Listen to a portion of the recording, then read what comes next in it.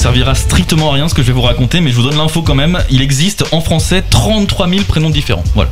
Ah bah non, c'est une belle info, c'est une excellente info Lucas.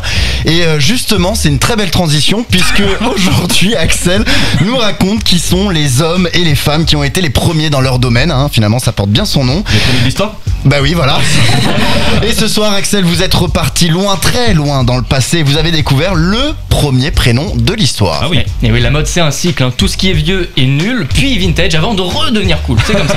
Je compte plus le nombre de fois que j'ai vu des adolescentes en pantalon pas de def qui chantent par cœur les chansons des Spice Girls alors qu'elles n'étaient même pas nées lors du dernier concert des Spice Girls. les trucs vieux redeviennent cool comme Manon, et c'est pareil avec le prénom. Ouais, je sais, ça fait un peu bizarre d'avoir un neveu ou une nièce qui s'appelle Gérard ou Josiane. Sur le faire part, c'est très bizarre. Mais rassurez-vous, dans quelques années, ils auront à nouveau l'air cool dans la cour de récré.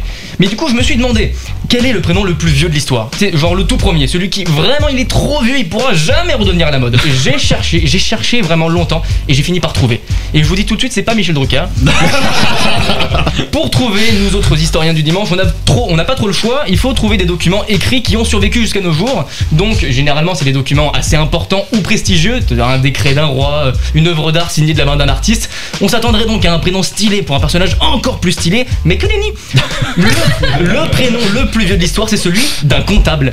Ah oui d'accord, ok.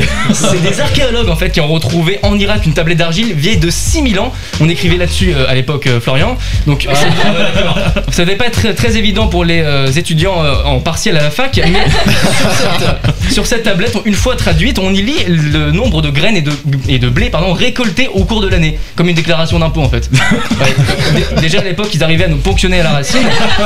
Et cette déclaration d'impôt, elle est signée Kishum. Kishum. K-I-S-H-U-M. Kishum. C'est trop mignon. C'est le tout premier nom de l'histoire répertorié, celui du comptable du coin en Mésopotamie antique. Alors bien sûr, il y a peut-être des hommes de Néandertal qui s'appelaient Kripnif.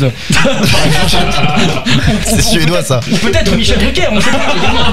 Mais ça, malheureusement, on n'en a aucune trace écrite. Oui, effectivement. Et on a même trouvé des vases en Chine signés par leurs créateurs, des vases qui dataient de plus de 8000 ans. Donc encore plus vieux, mais on n'a malheureusement jamais réussi à déchiffrer les symboles écrits. Merci Axel. Débat, musique, bon plan, c'est Time Break en direct sur Énergie.